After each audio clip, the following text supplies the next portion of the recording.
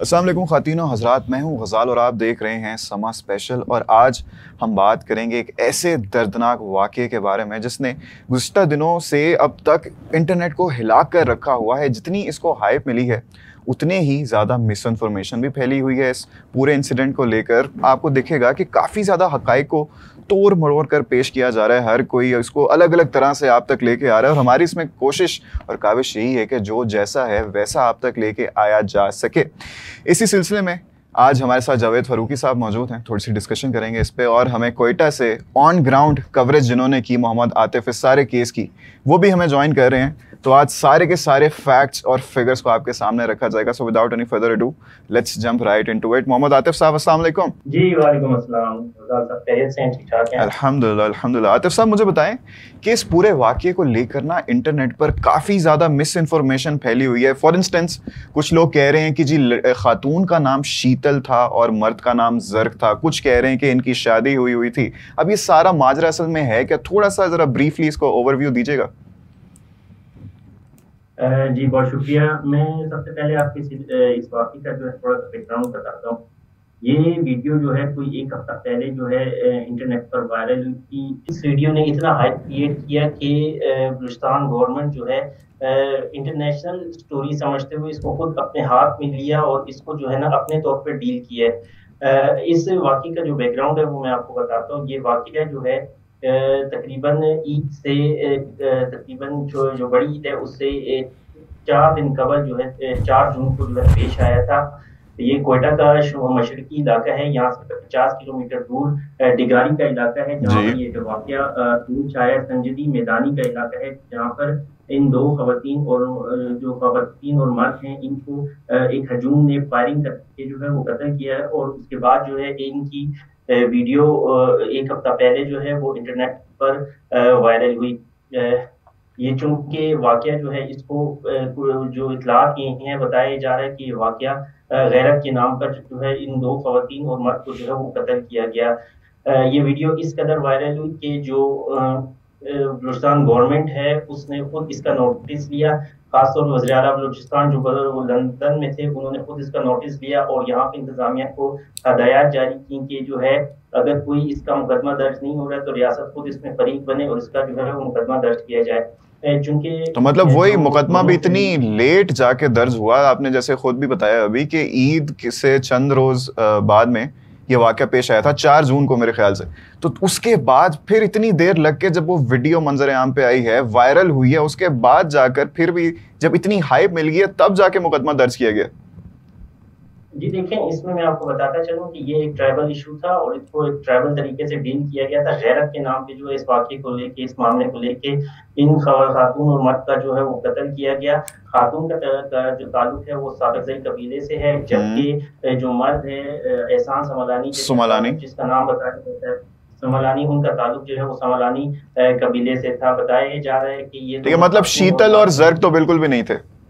खातून का नाम नहीं, बानो। शीतल खातून का नाम जो है वो बानो था और जो मकतूल मर्द है उसका नाम जो है एहसानुल्लाह। एहसानुल्लाह ठीक है। जी। तो ये इनके मुतालिक बताया जा रहा है ये दोनों जो है काफी अरसे से एक दूसरे के साथ राब्ते में थे हम्म। और इनके एक दूसरे से जो है अच्छे थे राब्ते थे और ये एक दूसरे को पसंद करते थे और काफी अरसे से इनका जो है मेल जोल था। जब पहली और दफा ये मामला सामने और आया तो आतिफ इनको जो है साहब, मैं कबीले सॉरी यहीं पे आपको रोकना चाहूंगा। मुझे बताएं कि इंटरनेट पे ये चीज़ भी बड़ी चल रही है कि इनकी पसंद की शादी हुई थी और ये नया नया शादीशुदा जोड़ा था और इनको पसंद की शादी करने पे कत्ल कर दिया गया। जी, इस हवाले से अभी मैं आपको बताऊं कि ये अभी तक जो है अफवाहें हैं। वज़ीर आला बलूचिस्तान जो है उन्होंने भी अपनी प्रेस कॉन्फ्रेंस में कहा है कि खातून और मर्द की अभी तक शादी नहीं हुई है हम्म। और दोनों जो है वो पहले से ही शादीशुदा थे। खातून के जो है 5 बच्चे थे। इसी तरह जो एहसानुल्लाह समलानी है उनके हवाले से भी बताया जाता है कि उनके भी जो है तकरीबन 5 बच्चे थे।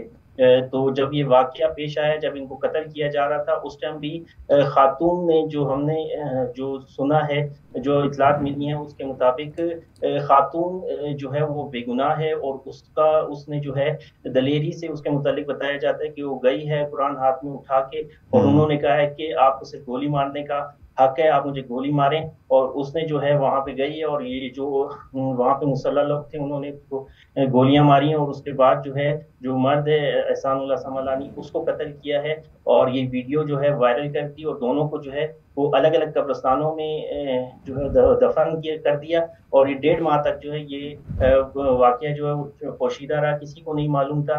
एक हफ्ता कबल जो है ये वीडियो इंटरनेट पर वायरल हुई है और इसने इतनी धूम मचा दी कि ये जो है ना सोसाइटी के लिए एक बहुत बड़ा जो है सवालिया निशान बन गया।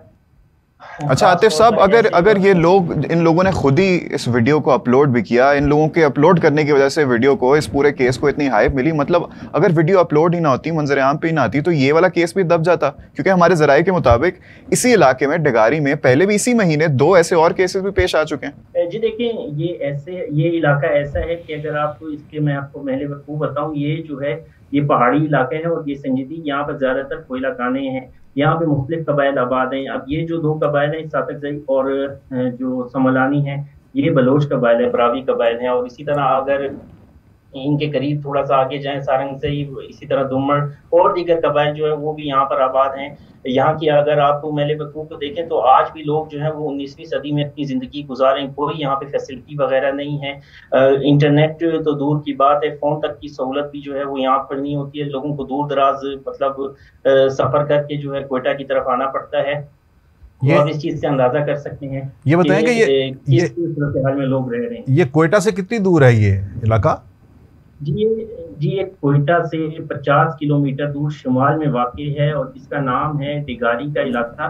और यहाँ जो वाक़या जिस जगह पर पेश आया है ये संजदी का इलाका, संजदी मैदानी से कहा जाता है, जहाँ पे खातून और मर्द को लाकर जो है वो कत्ल किया गया था फायरिंग। अच्छा, ये देखें कि 50 किलोमीटर दूर है ये इलाका, लेकिन वो जो बता रहे हैं कि वहाँ पर सहूलियात ही कोई नहीं है, इंटरनेट नहीं है। बिल्कुल। तो ये डेवलपमेंट का ये आलम है, और डेवलपमेंट का ये आलम, और देखिए बेसिक ह्यूमन राइट्स तक नहीं है। आतिफ साहब, ये जो वाक़यात है ना, ये तो आ चुके हैं काफ़ी ज़्यादा ना डिटेल में अब तक की। अब आज की जो डेवलपमेंट है, जो कल की डेवलपमेंट है, पिछले 24 घंटे की डेवलपमेंट्स क्या है इस केस में? जी देखिए, जब ये सारा वीडियो वायरल हुई तो उसके बाद जो है इन दोनों खानदानों की फैमिलीज, इन दोनों का मकतूलीन की फैमिलीज जो थी वो खामोश थी। और इस वीडियो के वायरल होने से खास तौर पे जो बलूचिस्तान गवर्नमेंट है उसकी बहुत बदनामी हो रही थी। देखिए, अदालतें मौजूद हैं, फिर इस तरह का जो है इस तरीके से बेईमाना कत्ल करना और फिर वीडियो जो है सोशल मीडिया पर वायरल कर देना, ये समाजी लिहाज से और मुख्तलिफ से शरई लिहाज से बहुत सारे सवालात को जो है वो जन्म दे रही थी। तो जब बलूचिस्तान गवर्नमेंट पर इस चीज़ का सारा प्रेशर आया तो खुद बलूचिस्तान गवर्नमेंट ने जो है एज ए रियासत इस सारे मामले को टेकअप किया और वो वज़ीर आला बलूचिस्तान की हदायत पर ये इसका मुकदमा दर्ज किया गया। ये इलाका जो है ये कोयटा का हन्ना का इलाका है। यहाँ पे पुलिस थाना हन्ना है, यहाँ इसकी हदूद में वाक़या पेश आया था और इसका मुकदमा भी जो है थाने के SHO की मुद्दत में कत्ल, दहशतगर्दी, इसी तरह जो है खौफरात फैलाने समेत जो है मुख्तलिफ दफात के तहत जो है वो दर्ज किया गया। इस मुकदमे में 8 मालूम मुल्ज़िमान जो बाकायदा वीडियो में नजर आ रहे हैं उनको जो उन समेत तकरीबन 22 से 23 अफराद के खिलाफ जो दर्ज किया गया है। इनमें अभी तक तकरीबन जो 13 मुल्जिमान हैं उनको गिरफ्तार किया गया है, जिसमें सादकजई कबीले के सरबराह सरदार शेरबाज जो है वो भी शामिल हैं। उनके मुतालिक कहा जाता है कि उनके ऊपर इल्ज़ाम ये है कि उन्होंने जो है इस जरगे की सरबराही की थी और इस कत्ल का जो है वो सही है, फैसला इन्होंने सुनाया था। ठीक है। अच्छा आतिफ साहब, मुझे बताएं कि गवर्नमेंट पे फिर ये भी तो प्रेशर होगा ना कि अब देखें, पहली गवर्नमेंट जो है वो सरदारों से बिगाड़ना चाहती नहीं है, क्योंकि पहले 2-3 सरदार इनके खिलाफ हैं और ये और अफोर्ड करना नहीं चाहते, क्योंकि सारा का सारा होल्ड और दबदबा जो असल पावर है वो सरदारों के हाथ में। तो अब ये सरदार शेरबाज को इन्होंने अरेस्ट किया हुआ है। अब ऑलरेडी उनको कुछ समझ रहा है, ये भी कह रहे हैं कि बचाने की भी कोशिशें हो रही हैं। जी वो कह रहे हैं इन्होंने फैसला नहीं सुनाया था। तो ये क्या माजरा क्या है ये सारा? जी बिल्कुल, देखिए बलूचिस्तान चूँकि एक ट्राइबल सोसाइटी है, यहाँ पे जो है मुख्तलिफ ट्राइबल हल्के हैं, मुख्तलिफ कबाइल हैं जिनकी अपने अपने स्टेटस हैं। जलावान है, सरावान है, इसी तरह खुशदा जो सरदारों कुछ सरदार वगैरह हैं उनके अपने जो है अपने कबीलों के ऊपर उनका होल्ड है। इसी तरह ये सादकजई कबीले के सरबराह हैं, ये सरवान उसमें जो है सरवान का एक इलाका है, ये उसकी हदूद में आते हैं और इन सब को लीड जो है वो सर नवाब असलम खान रेसानी करते हैं। हाँ, उन्होंने मुखालफत भी कर दी है गिरफ्तारियों की।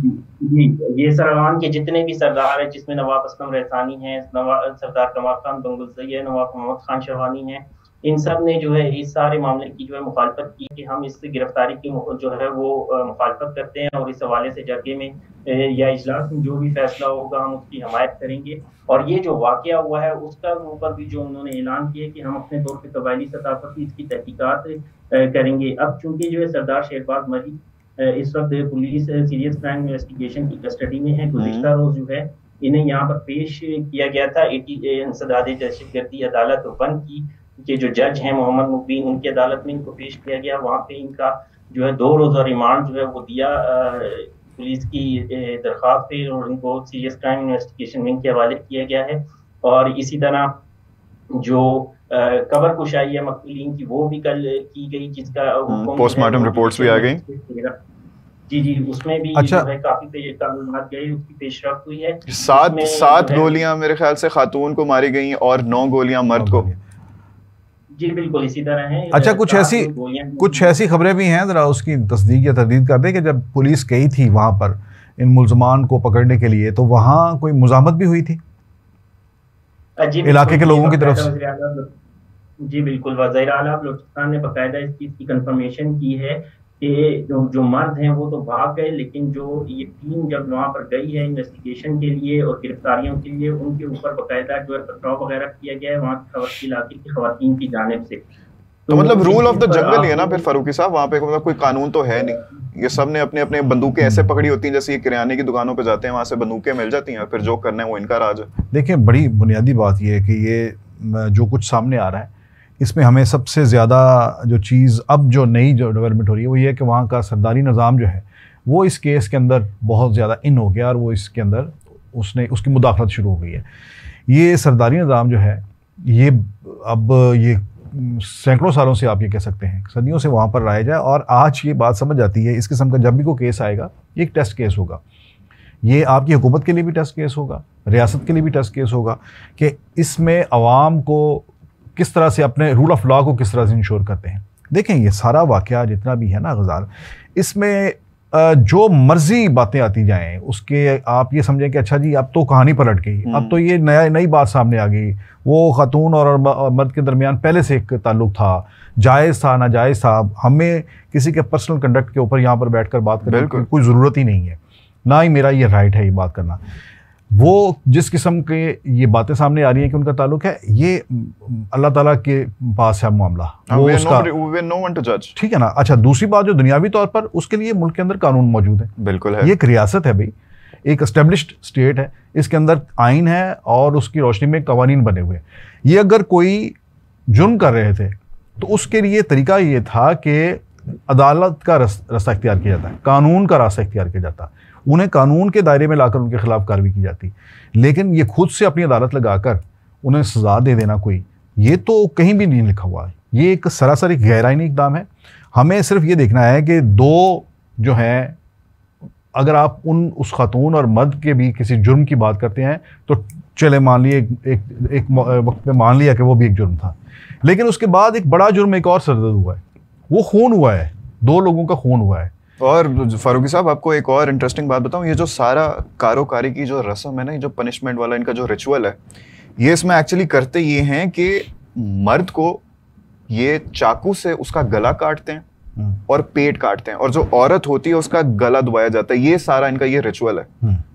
तो इसीलिए उसने कहा ना कि गोली मारने की। और आतिफ साहब अगर आप हमें सुन रहे हैं तो क्या मैं सही कह रहा हूँ, ऐसे ही होता है? जी बिल्कुल, ज्यादातर यही देखा गया है कि या तो सर गोलियां मार के जो है वो कत्ल किया जाता है या गला काट दिया जाता है। इस तरह की जो है वो हमेशा देखा जाता है, इस तरह के वाकयात में इस तरह की जो है ना, मतलब जो आला कत्ल होता है वो इस तरह का इस्तेमाल किया जाता है। अब ना मेरा इसमें कंसर्न ये है कि फारूकी साहब शायद आप भी अग्री करें मेरी इस बात से कि ये एक अकेला वाकया जिसने इतनी हाइप पकड़ी, ऐसे सोचें कितने दर्जनों सैकड़ों और वाकयात होंगे जो हमारे तक नहीं पहुंचते और रोज वहां पे ऐसे पेश आते होंगे। बिल्कुल, 2024 में भी जो औरत फाउंडेशन की रिपोर्ट छपी है उसमें मेरा ख्याल है 20 से ज़ायद औरतें जो हैं वो 1 साल के अंदर ऑनर किलिंग का शिकार हुई हैं। ये गैरत के नाम पे कत्ल करना कौन सा गैरत का काम है ये? बात मामला फिर वही है ना कि फैसला किसने करना है?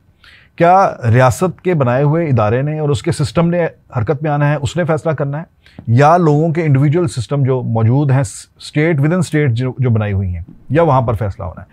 तो ये अगर इसको मान लिया जाए, अगर देखें ना, ये जो सरदार साहिबान हैं वो कूद कर इसके अंदर आ गए हैं। अब हमारे यहाँ हमारी देखें कि हमारे पास चॉइस क्या है, हमारे हालात क्या हैं कि ये सरदार ऑफ सरावान जो हैं, सरदार असलम रईसानी, ये इस सूबे के हुक्मरान रहे हैं। वो डिग्री तो डिग्री होती है, वो वाला आपने सुना हुआ है ना, ये उन्हीं का ये एक मकूला है। तो असली ये डिग्री तो डिग्री होती है। हाँ, अच्छा, अब ये सरदार लोग जो हैं ये सैकड़ों सालों से ये इनके ऊपर मुसल्लत हैं। बलोचिस्तान के अंदर आप बुलाएं ना ज़रा उन लोगों को, वो जो बलोचिस्तान के हकूक़ की जो मुहिम चला रहे हैं, जो इस्लामाबाद में आकर चढ़ाई करते हैं और जो इधर उधर जाते हैं बोलते हैं, उनसे पूछें कि बलोचिस्तान की ये जो बदहाली है, वहाँ पर डेवलपमेंट का ना होना, उसकी तरक्की ना, उसके पीछे कौन रुकावट कौन है? ठीक है, अब यहाँ पर ये अगर कानून की अमलदारी के लिए रियासत ने काम शुरू किया है तो ये सरदार सामने आ गए हैं। इलेक्शन से पहले जो हमारे वजीर आज़म रहे थे वो भी तो बलोचिस्तान से ही थे, तकरीबन 1 साल रहे हैं वो। नहीं, वहाँ पर बड़े अच्छे इनलाइटेंड लोग भी हैं, बड़े पढ़े लिखे लोग भी हैं, लेकिन सारा होल जो असल है वो, लेकिन होल जो है वो इन्हीं लोगों का है। अच्छा, अब ये है कि वो लोग जो हैं, जैसे मैंने उनसे पूछा भी कि जब पुलिस गई है वहाँ पर उनको गिरफ्तार करने के लिए लोगों को, तो वहाँ से आगे पथराव भी हुआ, ये सुना है, पथराव हुआ है, उन्होंने मुज़ाहमत की लोगों ने, मतलब वही है ना। और उन लोगों ने जो वहाँ पर थे, एक लिहाज से उनमें से मैं सबका नहीं कहूँगा, लेकिन बड़ी तादाद लोगों की जो है वो उसने इस सिस्टम को एक्सेप्ट किया है, यानी इस जुल्म के, इस जबर के सिस्टम को वो एक्सेप्ट कर रहे हैं। इसका मतलब ये उसमें बस चुके हुए हैं ना, उनके तो अब अच्छा, अब वो लोग जो हैं, जैसे आपने कहा कि जिस सरदार साहब को पकड़ा है, शेरबाज को, और उसकी वो कहा जा रहा है कि इन्होंने फैसला नहीं सुनाया, बचाने की कोशिश हो रही है, तो वो एक सरदारी निज़ाम के अंदर वो एक आप ये समझेंगे स्लेव्स हैं नीचे बैठे हुए, गुलाम हैं। ये सरदारी निज़ाम जो था, इसको 1976 में जुल्फ़िकार अली भुट्टो ने ख़त्म करने के लिए ऑर्डिनेंस जारी किया, और जब उन्होंने इसे ख़त्म किया और उससे ख़त्म करके बलूचिस्तान में कोयटा में जाकर उन्होंने इसका जलसा किया, तो बहुत बड़ा जलसा था। जब जलसा किया तो उसके अंदर उन्होंने जब अनाउंसमेंट की तो उसी वक्त जलसागाह के बाहर एक बम ब्लास्ट हुआ। ये बिल्कुल, ये इसको इतना आसानी से ये वाला सिस्टम खत्म नहीं होगा। लेकिन मैं आतिफ साहब को एक दफ़ा फिर से एंगेज करना चाहूँगा। आतिफ साहब, ये कारोकारी की हम जो बात कर रहे थे, इसमें बेशतर सूबों में ये भी देखा जाता है, फॉर एग्जांपल सिंध में भी, कि जिधर ये कारोकारी के लोग दफन होते हैं, जिधर उनकी तदफीन होती है, उन कब्रिस्तानों को फ्लैट आउट कर दिया जाता है। क्या बलूचिस्तान में भी इस तरह होता है कि इनकी कोई फातह ख्वानी नहीं होती, इनके जनाजा नहीं पढ़ने दिया जाता? क्या ये सारा माजरा होता है? जी देखें, इस हवाले से क्योंकि ये दूर दराज के इलाके होते हैं तो वाक़यात तो होते हैं इसमें, लेकिन इस तरह की इत्तलात आती रहती हैं। लेकिन कबायली सतह पर इस चीज़ की काफ़ी जो है ममानियत है, नमाज जनाजा ना पढ़ना या इस तरीके से, क्योंकि एक शरई पहलू है। शरई पहलू में अगर नमाज जनाजा ना पढ़ा जाए तो लाजमी बात है कि फिर वो दूसरा रुख जो जो इस तरह के वाक़यात हैं, वो फिर दूसरा रुख जो है वो इख्तियार कर लेते हैं। अमूमन यही देखा गया है कि मारने के बाद जो है वो जो डेड बॉडीज हैं वो बाकायदा हॉस्पिटल में लाई जाती हैं, और उनकी जो है बाकायदा ज़ाब्ते की कार्रवाई होती है, वो फिर बाकायदा हैंड ओवर किया जाता है। अच्छा, तो इन दोनों की तदफीन इनके अपने अपने इलाके में की गई है? जी, ये बानो और एहसानुल्लाह की तदफीन इनके अपने अपने इलाके में की गई है? जी, ये इलाका है जो डिगारी का इलाका है, डिगारी का मुख्तलिफ कब्रिस्तान, ये जो बानो हैं इनकी तदफीन जो कोल माइन कब्रिस्तान है वहाँ पे की गई, जबकि एहसानुल्लाह समलानी की तदफीन जो है वो अपने इलाके में की गई। इतलात ये आ रही है कि दोनों को जो है बाकायदा नमाज जनाजा पढ़ने के बाद इनके अपने अपने कबीले में इनकी तदफीन हुई, प्रॉपर जनाजा पढ़ाया गया? या बिल्कुल नमाज जनाजा पढ़ाने के बाद जो बाकायदा इस्लाम। ठीक है, और लड़के की फैमिली से कोई अभी तक सामने है? नहीं, अभी तक लड़के की फैमिली से जो है वो कोई भी सामने नहीं आया है, और जो लोग इसमें नामजद हैं उनमें जो है लड़के के फैमिली वाले भी शामिल हैं। उनकी गिरफ्तारी के लिए भी छापे मारे जा रहे हैं, क्योंकि मैंने आपको बताया ना कि अभी तक सिर्फ 8 लोग जो है वो इसमें लोग जो है वो मालूम है, और जो वीडियो में बाकायदा नजर आ रहे हैं उनमें से कोई लड़के के कबीले से था? अभी तक नहीं, अभी तक लड़के के कबीले से किसी की जो है वो गिरफ्तारी अमल में नहीं आई है, और ना ही लड़की की फैमिली से जो अभी तक कोई सामने आया है। अब तक जो मेन लोग हैं जिनको गिरफ्तार किया गया है उनमें सरदार शेरबाज सादक रही हैं, जिनको अभी तक इल्जाम की बुनियाद पर गिरफ्तार किया गया है, जबकि जो लड़की का कजन है जिसे आज गिरफ्तार किया गया है, बशीर अहमद, वो बकायदा वीडियो में नजर आ रहा है फायरिंग करता हुआ, उसको जो है गिरफ्तार किया गया है। बल्कि 14 से 15 जो इसमें मुल्जिमान हैं वो अभी तक नामालूम हैं। यानी ये जो पहले हमें ये बात बताई जा रही थी कि लड़की का सगा भाई था जिसने गोलियां चलाई, वो सगा भाई नहीं था, कजन था। लड़की का सगा भाई भी इस केस में इन्वॉल्व है, जिसका नाम जलाल है। उसकी गिरफ्तारी के लिए भी जो है वो छापे मारे जा रहे हैं, वो भी बकायदा वीडियो में नजर आ रहा है, लेकिन उसकी गिरफ्तारी जो है वो अभी तक कमल में नहीं आई है। चलें ठीक है आतिफ साहब, बहुत बहुत शुक्रिया, आज आपने हमें अपना इतना कीमती वक्त दिया। अपना ख्याल रखिएगा। फारूकी साहब, ये काफ़ी अगेन उसी पहलू पे मैं आना चाहूँगा कि ऐसे वाक़यात हमारे मुल्क में अनफॉर्चुनेटली बहुत ज़्यादा होते हैं। बलूचिस्तान में अच्छे खासे होते हैं, सिंध में होते हैं, पंजाब में होते हैं, खैबर पख्तूनख्वा में होते हैं, कहाँ नहीं होते। I mean, आपको कौन ये हक देता है कि आप गैरत के नाम पर किसी और ने जो भी, चलो अपने पर्सनल स्पेस में जो भी हरकतें करे वो, आप उस पर जाके उसकी जान ले लो, आप खुद को खुदा समझ रहे हो? मतलब अगर ऐसे है तो गैरत के नाम पर आप कत्ल कर रहे हो, तो आपसे बेगैरत मेरे ख्याल में कोई नहीं है। देखिए, ये वही बात है ना जो हम पहले कह रहे थे कि ये स्टेट विद इन स्टेट वाली बात है, और ये ऐसा सिस्टम चलता नहीं है। आपको फैसला करना होगा कि क्या स्टेट ने जो है अपना वजूद को बनवाना है, क्या अपनी रिट इस्टेब्लिश करनी है। अगर अपनी रिट इस्टेब्लिश करनी है तो ये छोटी छोटी जो स्टेट्स जो बनी हुई हैं इनको ख़त्म करना होगा। यही मैंने कहा था कि 1976 के अंदर ये सरदारी निज़ाम जो है ख़त्म किया गया था। थोड़ा सा आपको ये बताऊँ मैं चंद लाइनों में, सरदारी निज़ाम जो है ये बड़ा ही सख्त किस्म का एक शिकंजा है वहाँ पर ना, और एक ऐसा मजबूत सिस्टम है उनका कि हर सरदार जो है वो अपने अपने कबीले का, अपने ट्राइब का आप समझे कि खुदा है। हाँ, और उसके लिए लफ्ज़ बोला जाता है ला शरीक। अस्तगफिरुल्लाह। सरदार के लिए ला शरीक का लफ्ज़ बोला जाता है, ठीक है। और वो उसकी बात जो है वो हरफ़े आखिर है। वो और देख भी रहे ऐसे वाक़यात। हाँ, और इनके लिए, और इनमें ये चलता ये था कि जितना भी नीचे उनके मज़ारीन हैं या वो जो भी काम करते हैं उनमें पैदावार का छठा हिस्सा जो है वो सरदार को जाता है।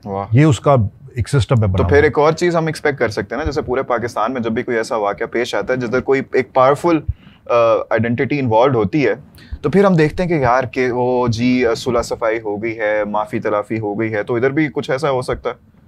नहीं, यहाँ पर सुलह सफाई वही है ना, है नहीं ओके, माड़ेदा की जोर, ठीक है। यहाँ पर ये सारे कमज़ोर लोग हैं, तो यहाँ पर केस के खिलाफ कौन खड़ा होगा, केस में उनके खिलाफ कौन खड़ा होगा? ये जो कोशिश जो हो रही है डीएचए जैसे इलाकों में जिनकी वीडियोस वायरल होती हैं, यहाँ पर लोग जो हैं वो दबाव में आकर बैठ जाते हैं, तो वो तो फिर बाकायदा एक कबायली निज़ाम है जिसमें वो उनके बिल्कुल गुलाम की तरह ज़िंदगी गुजारते हैं और उनके बिल्कुल उन्हीं के हाथों में उनके फैसले होते हैं। तो एक सरदार को जब पकड़ेंगे तो मुझे तो ये बिल्कुल भी पॉसिबल नहीं नज़र आता कि वो उसका कोई ट्रायल ये कर सकेंगे। कभी भी नहीं कर सकते। ये मेरा जो सवाल है, ये मेरा जो खदशा है, इसको आप एक चैलेंज के तौर पर भी ले सकते हैं। और जैसे इसी को एक टेस्ट केस भी कहा जा सकता है हुकूमत का, कि हुकूमत साबित करे कि उसके लिए कोई भी नो-गो एरिया नहीं है, कोई शख्स ऐसा नहीं है जो रियासत से बालातर हो, जो कानून से बालातर हो और उस तक किसी की रसाई ना हो, पहुँच ना हो।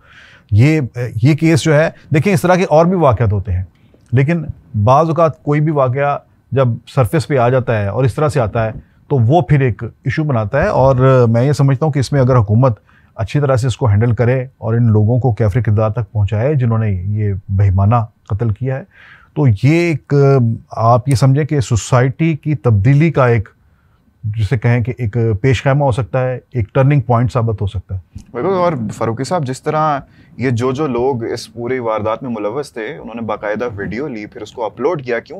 ताकि वो लोगों में वो केओस और वो टेरर फैलाना चाहते थे ना, दहशत, कि ये देखें आपके साथ ऐसे होगा अगर आपने कुछ भी इस तरह का किया। तो गवर्नमेंट को भी चाहिए ना कि वो इनको ऐसी सजाएं दे जो वो एक एग्जाम्पल सेट करें, इबरत का निशान बनाए उनको, बाकी सबके लिए जो ऐसी हरकतें करते हैं। अब ये जो सरदार हैं, ये इनफेक्ट अब ये कोशिश ये करेंगे ना कि इस वक्त बलूचिस्तान के जो हालात हैं उसका फ़ायदा मज़ीद उठाया जाए। अब ये बहुत से सरदार तो ऐसे हैं जिनकी सरदारी, सच्ची बात तो ये है कि पिछली कई हुकूमतें जो हैं ये उनकी छत्र छाया में रहे हैं। ये सारे सरदार लोग जो हैं, करने के लिए, और पहले के सरदारों की वजह से मैं यही तो कह रहा हूँ ना, ये सरदार लोग जो हैं ये हमेशा हुकूमतों, साबका हुकूमतों की छत्र छाया में रहे हैं। आप असेंबली उठाकर देख लें, उसमें जितने भी लोग इलेक्ट होते हैं उनमें ये मोर देन 60% ये सरदार ही होते हैं। और चंद एक सरदारों की वजह से, let me clarify, not all the sardars are the नहीं, सेम। सारे नहीं, सबकी मैं बात नहीं करता, लेकिन मोस्टली ऐसे ही है। ताकत है ना, जब ताकत आपको मिल जाती है तो फिर आप अपने आप को फिर वो ये लोग खुदा समझते हैं। फारूक साहब, बहुत बहुत शुक्रिया कि आज आपने हमें इतना कीमती वक्त दिया, और आप लोगों का भी बहुत बहुत शुक्रिया आज की एपिसोड देखने का। जाते जाते मैं बस इतना ही कहना चाहूँगा कि देखिए, उनके खास जो भी मामलात रहे हों, ये हक किसी को नहीं था, ना है, ना होगा कि वो जाकर किसी की जान ले ले। एक प्रॉपर सिस्टम होता है, एक प्रॉपर लॉ होता है। आपको कभी भी कानून को अपने हाथ में नहीं लेना चाहिए, और जो ऐसे करता है, गैरत के नाम पर कत्ल करता है, सबसे बड़ा सवालिया निशान तो उनकी गैरत को लेकर पैदा होता है। जो खुदा की ज़मीन पर खुदा बनता फिरता है, उसको क़यामत के रोज़ से डरना चाहिए और वक्त के साथ साथ खुद को ठीक कर लेना चाहिए। आज के लिए इतना ही, मुलाकात होगी इन द नेक्स्ट एपिसोड। तब तक के लिए अपना ख्याल रखिएगा। अल्लाह हाफ़िज़।